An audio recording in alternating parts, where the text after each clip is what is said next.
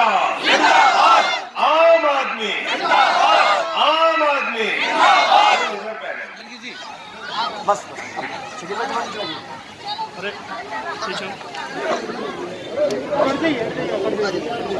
आज के कार्यक्रम का संचालन कर रहे CYSS के छात्र विंग के अध्यक्ष रेयान खान साहब,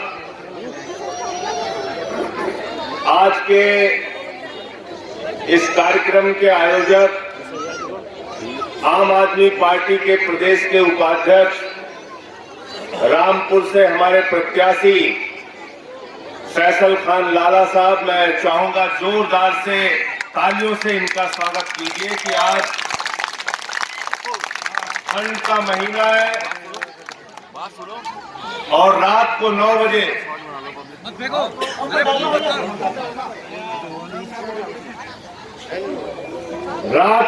बजे भी इस कड़कती ठंड में अगर आप लोग इतनी बड़ी तादाद में यहां पर मौजूद हैं, तो इसका मतलब रामपुर बदलाव के लिए तैयार है, ये इस बात का सबूत है। मंच पर आसीन हमारे जिलाध्यक्ष अंसार भाई, उत्तर प्रदेश के हमारे सह प्रभारी निर्मल मिश्रा जी, प्रदेश के सचिव, प्रदेश के उपाध्यक्ष हैदर भाई, मंच पर शहीद किसान बाबा कश्मीर सिंह साहब के बेटे लखविंदर सिंह लाडी साहब मौजूद हैं, डॉक्टर AP सिंह जी जो प्रदेश के अध्यक्ष हैं ओबीसी सेल के, DM खट्टा साहब जो रिटायर्ड डिप्टी SP है, हैदर साहब का नाम मैंने लिया, प्रदेश के उपाध्यक्ष हैं, आसिफ मियां साहब अल्पसंख्यक प्रकोष्ठ के प्रदेश के सचिव हैं, और स्वार से हमारे प्रत्याशी हैं जाबिर हुसैन साहब जिलाध्यक्ष मुरादाबाद के, हुदा जरीवाला जी प्रदेश की प्रवक्ता है हमारी, नरगिस खान जी जो प्रदेश की सचिव हैं महिला विंग की, पप्पू अंसारी जी जिला उपाध्यक्ष है, जाहिद अंसारी साहब जिला के सचिव हैं, समीना बी साहब महिला मंडल अध्यक्ष है, डॉक्टर नाज महिला जिला उपाध्यक्ष है, फायजा बी, नाजिया खान, नगमा खान, महबूब जहां, रजिया बी, अविनाश तपन साहब जिला अध्यक्ष है SC/ST विंग के, अनिल राज जी जिला अध्यक्ष है मजदूर प्रकोष्ठ के। ये तमाम साथी हमारे जिनका नाम छूट जाए उनसे मैं माफी चाहता हूं। बहुत सारे हमारे साथी मंच पर मौजूद हैं जिन्होंने आज के इस जलसे को, आज के इस प्रोग्राम को सफल बनाने में अपनी भूमिका निभाई है। सबका मैं हृदय से स्वागत और अभिनंदन करता हूं। साथियों और दोस्तों, पिछले लगभग 5 साल से उत्तर प्रदेश में बाबा आदित्यनाथ जी की सरकार चल रही है। एक ऐसी सरकार जो भ्रष्टाचार खत्म करने के नाम पर आई, गुंडाराज खत्म करने के नाम पे आई, कानून व्यवस्था ठीक करने के नाम पर आई, लेकिन पिछले 5 साल में हमने देखा कि बाबा जी के राज में हाथरस कांड होता है। हाथरस का कांड जहां गरीब वाल्मीकि समाज की बेटी के साथ गैंगरेप होता है, गैंगरेप करने वालों के साथ सरकार खड़ी हो जाती है और उस गरीब की बेटी को रात में 2 बजे जला दिया जाता है। उसका विरोध करने जब हम लोग पहुंचे तो हम भी साथ थे, फैसल लाला भी साथ थे, रामपुर के लोग भी हमारे साथ थे। हमारे ऊपर हमला किया जाता है, हमारे ऊपर हमला कराने का काम ये सरकार करती है। हमने देखा कोरोना की महामारी में हर घर में मौत हुई, लोगों की जान गई, गंगा नदी की घाट पर लोगों की लाशें सड़ी हुई पाई गई, कहीं कुत्ते नोच रहे थे, कहीं चील कौवे खा रहे थे। हमने देखा इस सरकार में कोरोना की महामारी में जब लोगों की जान जा रही थी, उस वक्त आदित्यनाथ की सरकार 800 का ऑक्सीमीटर 5000 में खरीद रही थी। 1600 का थर्मोमीटर 13,000 में खरीद रही थी और 8 लाख रुपए के लिए बच्चों का वेंटिलेटर जो आता है वो 22 लाख रुपए में खरीद रही थी। यानी ये सरकार कोरोना की महामारी के दौरान भी दलाली और भ्रष्टाचार में डूबी हुई थी। ये भ्रष्टाचारियों की सरकार है, भ्रष्टाचार दूर करने वालों की सरकार नहीं। एक ऐसी सरकार उत्तर प्रदेश में चल रही है, जब भी मैं कोई इनका घोटाला खोलता हूं मेरे ऊपर मुकदमा लिख देते हैं। बाबा जी ने 21 मुकदमा किया मेरे ऊपर, 21 मुकदमा, और राष्ट्रद्रोह का मुकदमा अलग लगा दिया। 21 मुकदमा लगाया, पार्टी का दफ्तर बंद करा दिया, घर पे पुलिस वालों को भेज दिया, बोले संजय सिंह कहां है, उसको पकड़ना है। मैं दूसरे दिन विधानसभा के अंदर पहुंच गया, मैंने कहा बाबा जी मैं यहां हूं, मुझे पकड़ के दिखाओ, करो अंदर, मुझे जेल में डालो। ये आम आदमी पार्टी का कार्यकर्ता है, या जो सर पे टोपी लगा के निकलता है तो बड़े बड़े जालिमों से टक्कर लेने का हौसला रखता है। तुम्हारे मुकदमों से, तुम्हारी लाठी से, तुम्हारी गोली से हम लोग डरने वाले लोग नहीं। देश की पार्लियामेंट में बोलता हूं, वहां मोदी जी बैठे हैं, वो परेशान हो जाते हैं।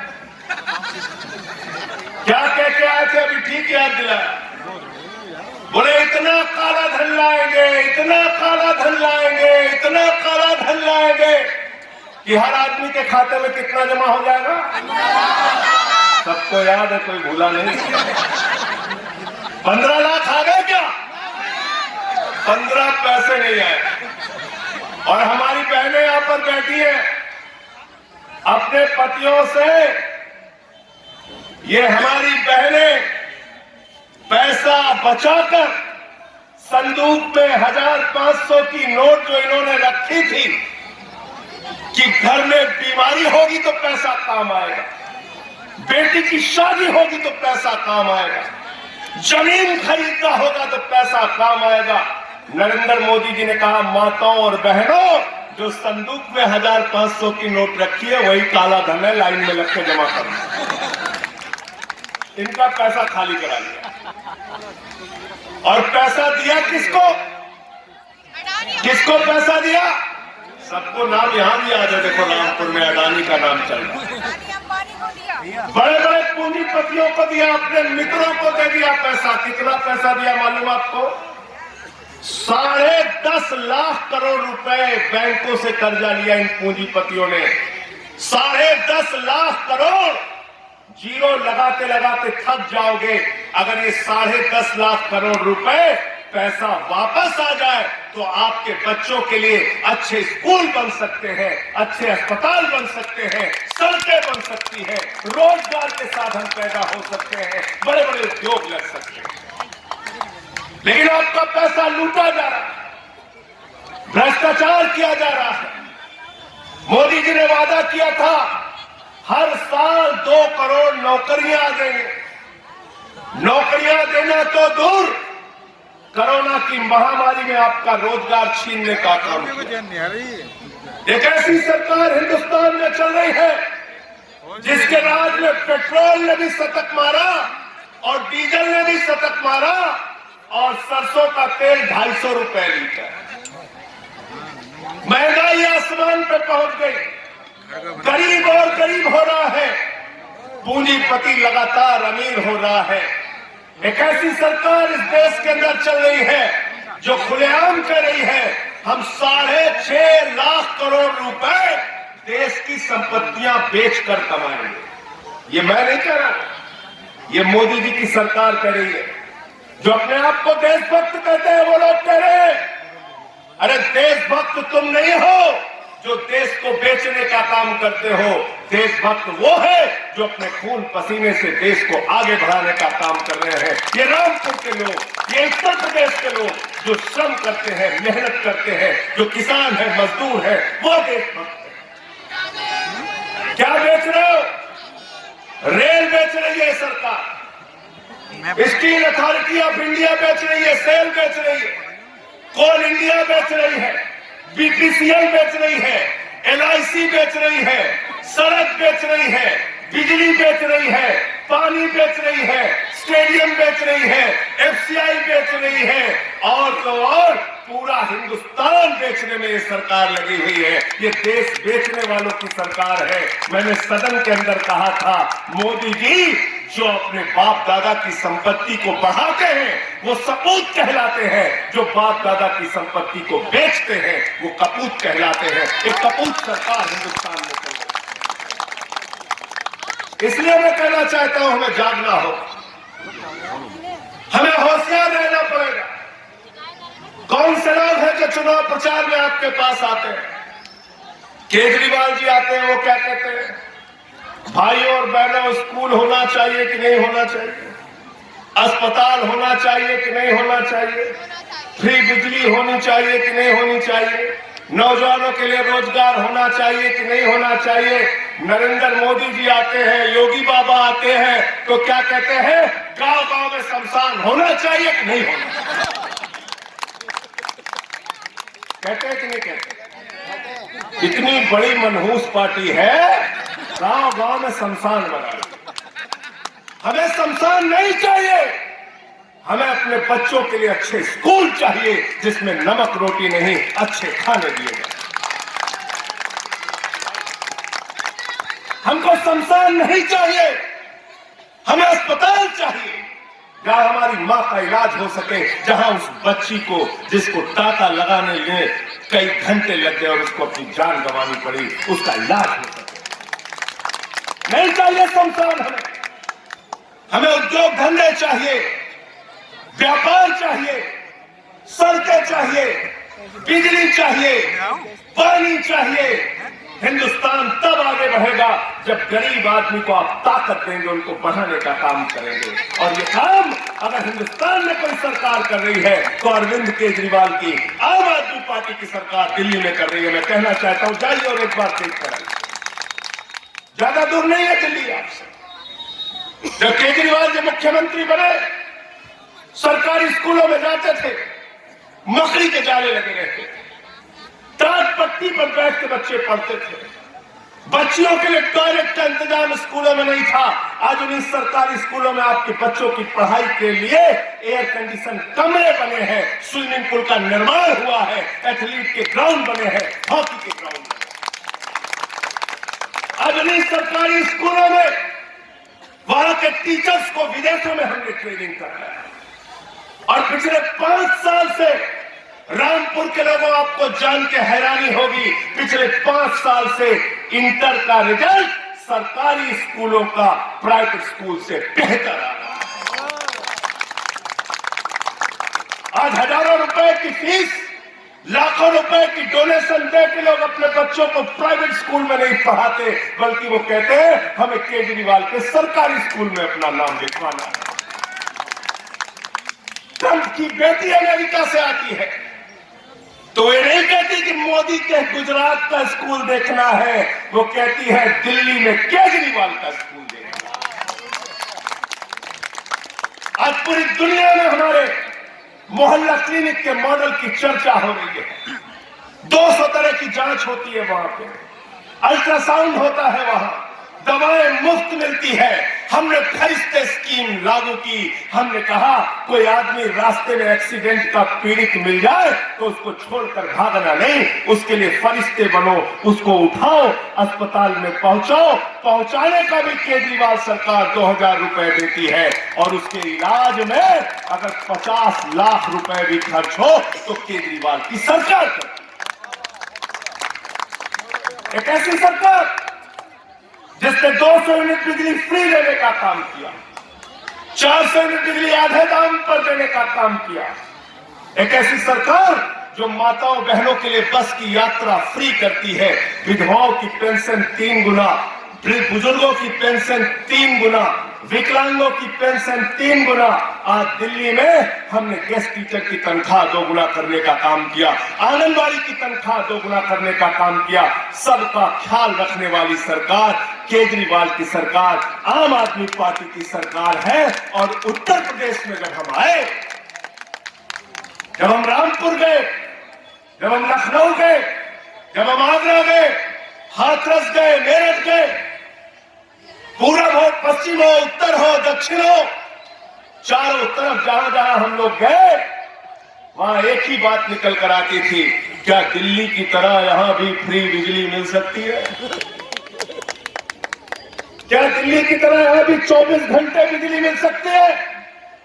क्या दिल्ली की तरह यहां भी पुराने बिजली के बिल के बकाया माफ किए जा सकते हैं? तो हमने अभियान चलाया और ये देखिए बड़े बड़े पोस्टर लगे हैं, केजरीवाल की पहली गारंटी, सरकार बनने के बाद 300 यूनिट बिजली फ्री की जाएगी और पुराने बिजली के बिल के बकाया माफ किए जाएंगे।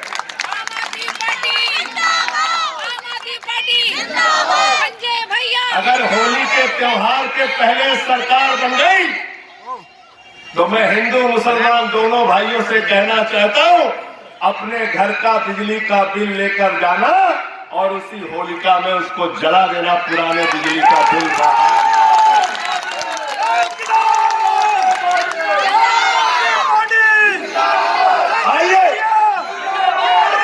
आइए 75 साल की आजादी के बाद एक सरकार तो ऐसी बनाए जो मंदिर के नाम पर नहीं, मस्जिद के नाम पर नहीं, जाति के नाम पर नहीं, धर्म के नाम पर नहीं, जो तरक्की के नाम पर हो, स्कूल के नाम पर हो, अस्पताल के नाम पर हो, बिजली के नाम पर हो, पानी के नाम पर हो। आइए एक सरकार मिलकर बना। और ठीक कहा फैसल लाला ने, हमसे सवाल किया भाजपाइयों ने, हमसे सवाल किया कांग्रेस के लोगों ने, हमसे सवाल किया सपा वालों ने, बसपा वालों ने, तमाम पार्टी के लोगों ने, फ्री बिजली कैसे देंगे? भाजपा वालों ने कहा पूरा बजट डूब जाएगा। मैंने कहा अगर बजट डूबना होता तो केजरीवाल का बजट जाकर देख लो, मुनाफे का बजट है फ्री बिजली देने के बाद।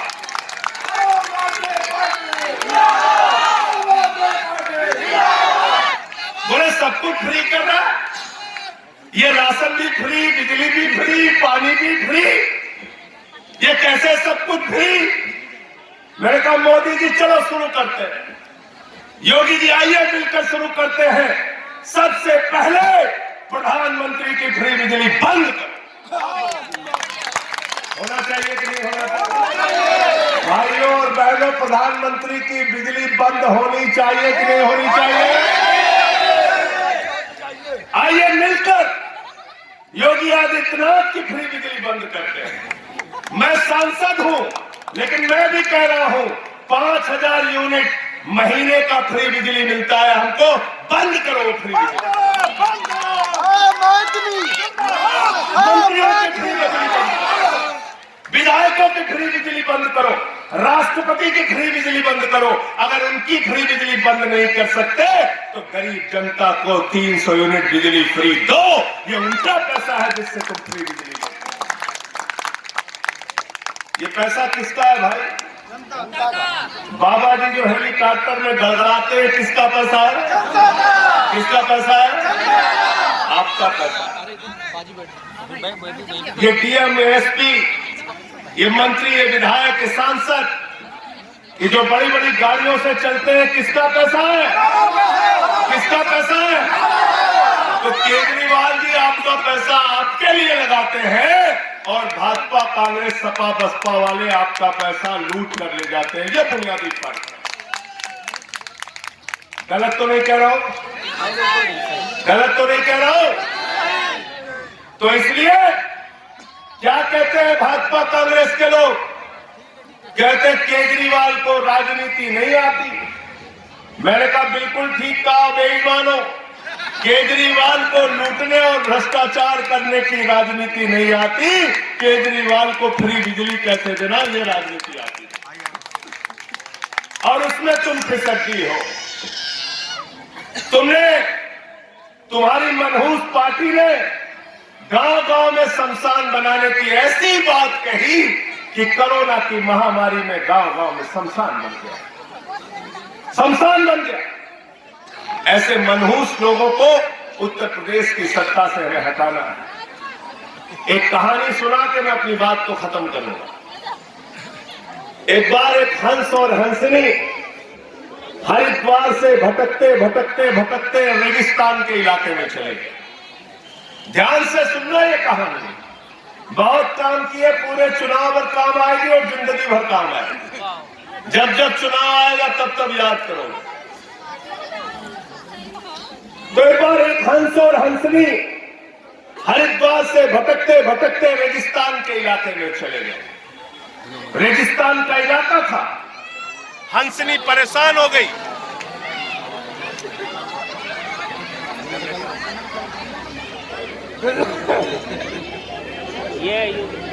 आम आदमी वाले आएंगे तो बिजली मिलेगी। अब 24 घंटे बिजली का भी वादा है हमारा, बिजली जाएगी नहीं आम आदमी पार्टी की सरकार बनने के बाद। जनरेटर बंद हो गया। नहीं, मैं दिल्ली की बात कर रहा हूँ। दिल्ली में जनरेटर बंद है, वहां जनरेटर का इन्वर्टर का इस्तेमाल नहीं होता है।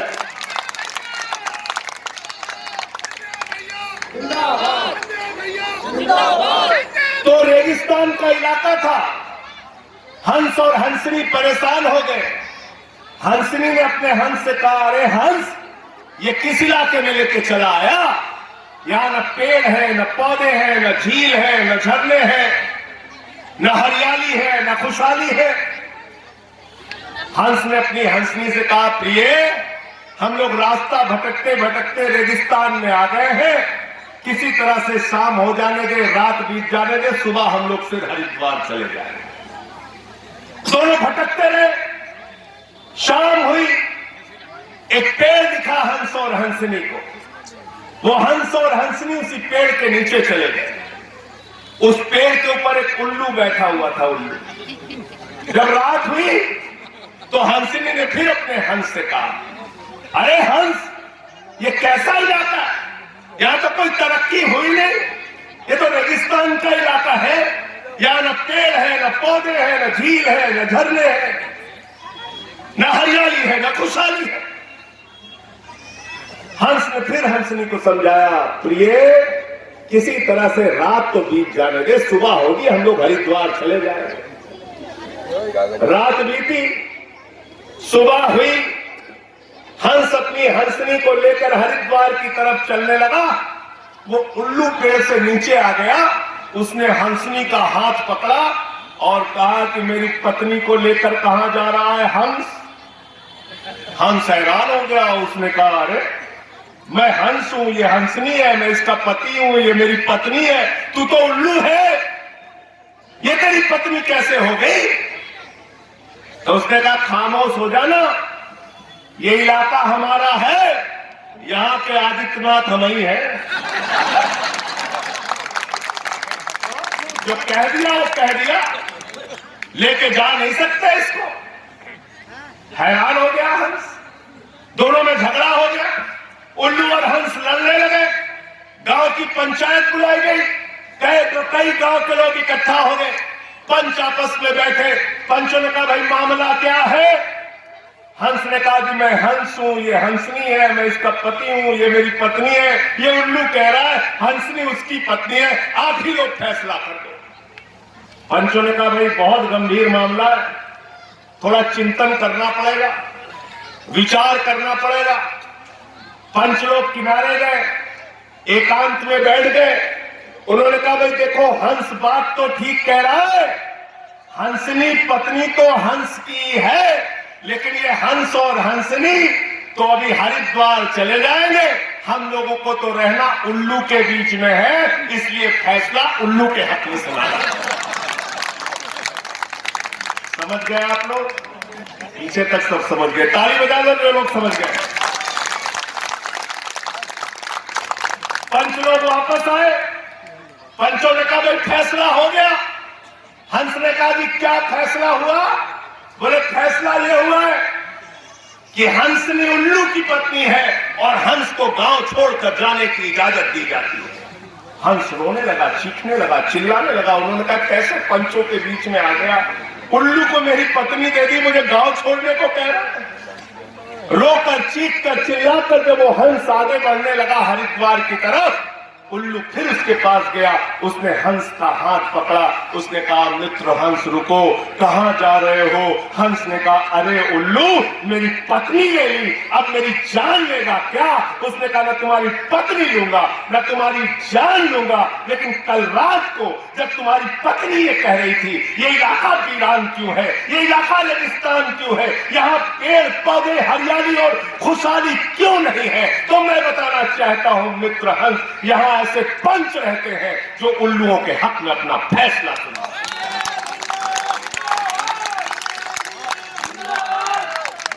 इसलिए आपके लिए लड़ने वाला, संघर्ष करने वाला, जेल जाने वाला, लाठी खाने वाला, अपनी दुकानों पर बुलडोजर चलवाने वाला, एक हिम्मती, एक साहस का रखने वाला, हौसला रखने वाला फैसल लाला, आपका बेटा, आपका भाई आपके बीच में है।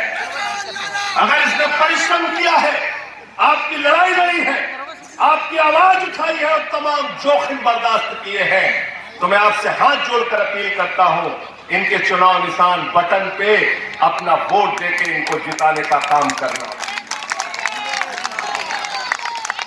हमें नफरत फैलाने वाले लोग नहीं चाहिए, हमें मोहब्बत की बुनियाद पर हिंदुस्तान को बनाना है। यह मुल्क है जहां संकट मोचन के मंदिर में बिस्मिल्लाह खान की सहनाई गूंजती है। यह मुल्क है जहां मलिक मोहम्मद जायसी पद्मावत लिखते हैं।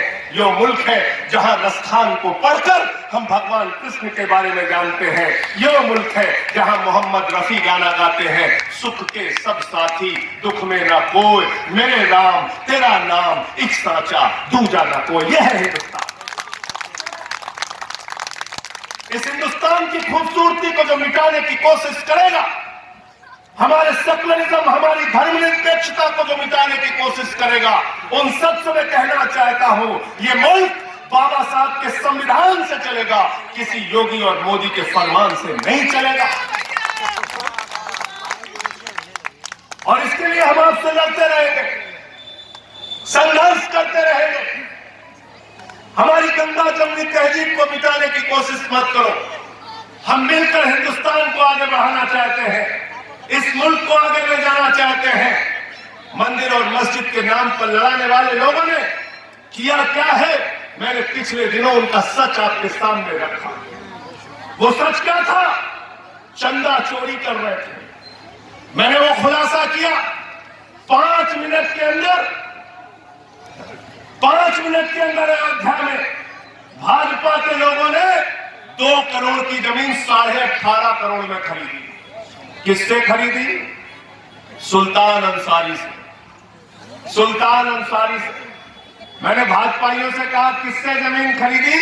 बोले राम भक्त है सुल्तान अंसारी। मैंने कहा सुल्तान अंसारी देश का सबसे लकी और भाग्यशाली मुसलमान है जिसके पक्ष में आरएसएस, बीजेपी सारे बोल रहे हैं।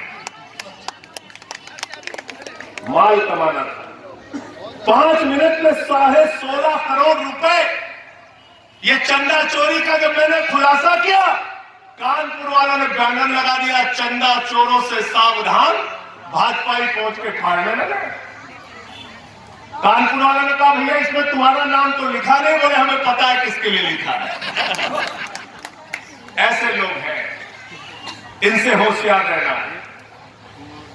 और मैं फिर से कह रहा हूं, आज एक ऐसी सरकार उत्तर प्रदेश में चल रही है जिसको हटाकर एक ऐसी सरकार लाएंगे जो 300 यूनिट बिजली फ्री देने का काम करेगी। और दूसरी गारंटी केजरीवाल जी की है, नौजवानों को हर महीने 5,000 रुपए बेरोजगारी भत्ता और 10 लाख नौकरी हर साल।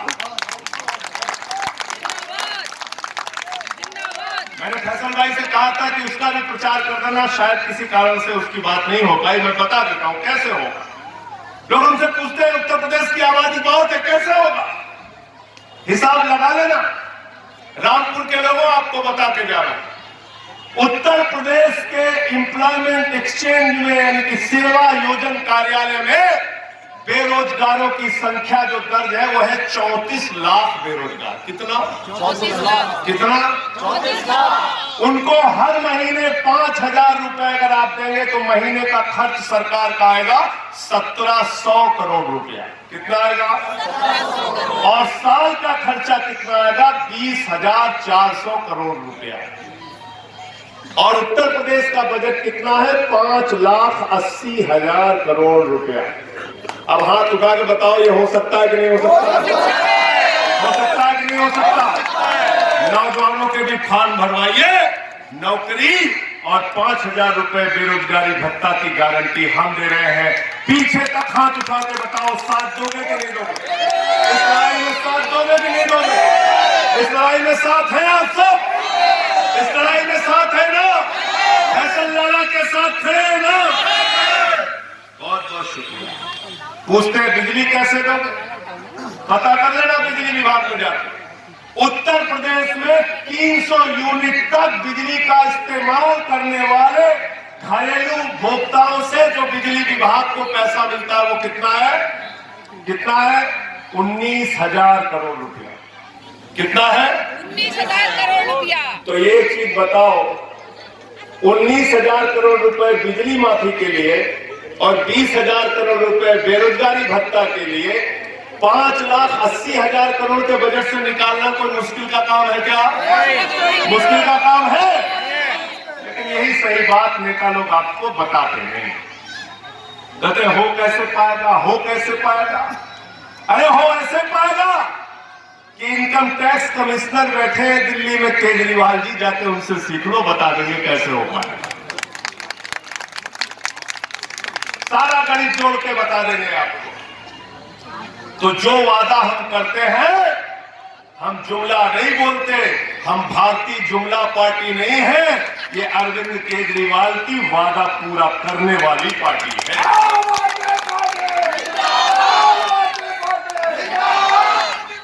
गारंटी देने वाली पार्टी है। गारंटी देके कहती है हम ये कह रहे हैं और इसको हम करेंगे।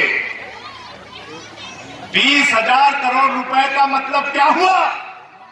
मोदी जी के मित्रों नीरव मोदी और मेहुल चोकसी ने जितना पैसा अकेले खा लिया, लूट के भाग गया हिंदुस्तान छोड़ के, उतने पैसे में पूरे उत्तर प्रदेश के नौजवानों को 1 साल तक बेरोजगारी भत्ता दिया जा सकता है। ललित मोदी, विजय माल्या जितना पैसा खा गए, उतने पैसे में पूरे उत्तर प्रदेश की जनता को फ्री बिजली दी जा सकती है। तो मैं आप लोगों से फिर से अपील करता हूं, हाथ जोड़कर विनती करता हूं, अपने भाई, अपने बेटे फैसल लाला का मजबूती से साथ दीजिए।